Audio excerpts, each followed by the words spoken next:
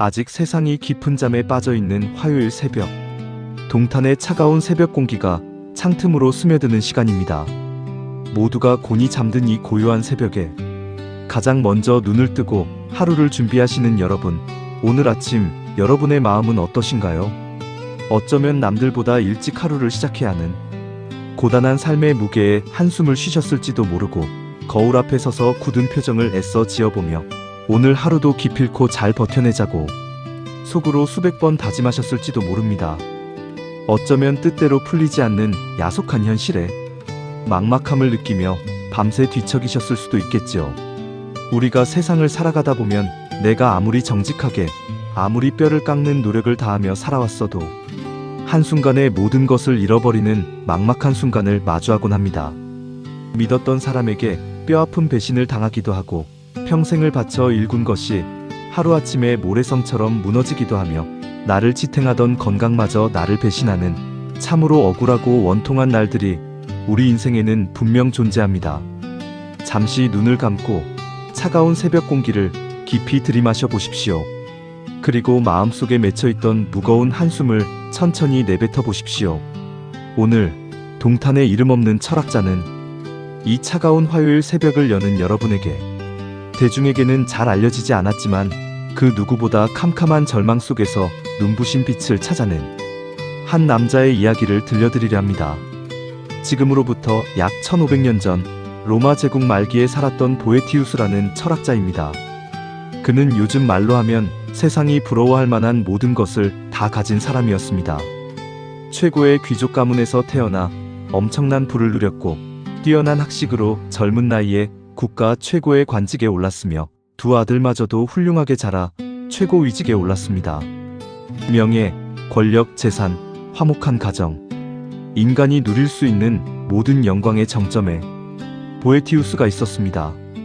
하지만 그의 찬란했던 인생은 어느 날 갑자기 너무도 허망하게 무너져 내립니다. 정적들의 비열한 모함과 억울한 누명으로 인해 그는 하루아침에 반역죄인이 되어 모든 재산과 지위를 빼앗기고 어둡고 축축한 감옥에 갇히는 사형수 신세가 됩니다. 내일 당장 목이 잘릴지도 모르는 좁고 차가운 감방 안, 화려한 비단 옷 대신 누더기를 걸치고 최고급 음식 대신 곰팡이 핀 빵을 씹으며 보에티우스는 피를 토하는 심정으로 세상과 운명을 원망합니다. 신이시여, 내가 도대체 무슨 잘못을 했단 말입니까? 왜 선하게 살아온 나에게 이런 참혹한 형벌을 내리십니까? 그의 영혼은 분노와 억울함으로 완전히 무너져 내리고 있었습니다.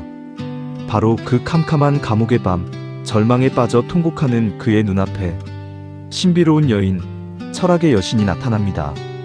그리고 억울함에 몸부림치는 그에게 아주 차갑고도 단호한, 그러나 벼락 같은 깨달음의 질문을 던집니다. 보에티우스여, 당신은 지금 운명의 여신이 당신을 배신했다고 우는 것인가? 당신의 재산과 명예를 빼앗아갔다고 슬퍼하는 것인가? 착각하지 말라. 운명의 여신은 본래 수레바퀴를 굴리는 자다. 올라가는 것이 있으면 반드시 내려가는 것이 있는 법. 그녀는 단 한 번도 당신을 속인 적이 없다. 단지 그녀의 변덕스러운 본성에 충실했을 뿐이다. 이어서 철학의 여신은 우리 인생을 관통하는 가장 위대한 진리를 짤막하게 던집니다. 당신이 잃어버렸다고 우는 그 돈, 명예, 권력, 지위, 그것들이 애초에 온전히 당신의 것이기는 했는가? 운명이 당신에게서 마음대로 빼앗아갈 수 있는 것은 처음부터 진짜 당신의 것이 아니었다. 그것은 단지 운명이 잠시 당신에게 빌려주었던 것일 뿐이다. 운명이 결코 빼앗을 수 없는 것. 어떤 감옥에 갇혀도, 어떤 누명을 써도, 세상이 당신을 아무리 밑바닥으로 내동댕이 쳐도 결코 훼손될 수 없는 단 하나. 그것은 바로 당신 내면의 영혼, 당신 스스로 단단하게 가까운 선한 의지뿐이다. 사형을 앞둔 보에티우스는 이 캄캄한 감옥 속에서 비로소 인생의 진짜 주인이 되는 법을 깨닫습니다. 우리는 가끔 내가 가진 명함이 나 자신이라고 착각합니다. 내 통장의 잔고가 내 인생의 가치라고 믿어버립니다. 그래서 그것이 사라질 때 내 존재마저 무너진다고 느끼며 깊은 절망의 감옥에 스스로를 가두게 됩니다. 하지만 보에티우스는 깨달았습니다. 내가 쥐고 있다고 생각했던 외부의 모든 것들은 언제든 운명의 수레바퀴가 돌면 사라질 아침 이슬에 불과하며 진짜 행복은 결코 빼앗길 수 없는 내 마음속에만 존재한다는 사실을 말입니다. 내면에 눈을 뜬 그는 더 이상 운명의 희생자가 아니었습니다. 비록 육체는 차가운 쇠사슬에 묶인 사형수였지만 그의 영혼만큼은 그 어느 때보다 크고 넓은 우주를 날아다니는 가장 자유로운 사람이 되어 있었습니다. 그는 죽음의 공포를 이겨내고 이 좁고 축축한 감방 안에서 펜을 들어 글을 쓰기 시작합니다. 그렇게 탄생한 인류의 위대한 고전이 바로 책 철학의 위안입니다. 그는 결국 형장의 이슬로 사라졌지만 그가 마지막에 도달했던 그 평온한 영혼의 상태는 1500년이 지난 지금까지도 수많은 이들의 상처 입은 마음을 어루만져 주고 있습니다. 오늘 새벽 이 이야기를 듣고 계신 여러분의 삶은 어떠신가요? 혹시 지금 여러분만의 좁고 캄캄한 감옥에 갇혀 있다고 느끼십니까?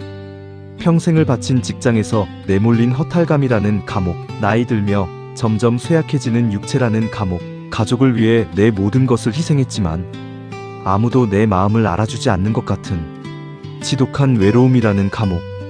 운명은 때때로 우리에게 너무도 가혹해서 우리가 그토록 소중하게 여겼던 것들을 아무런 예고도 없이 무참히 빼앗아 가버리곤 합니다.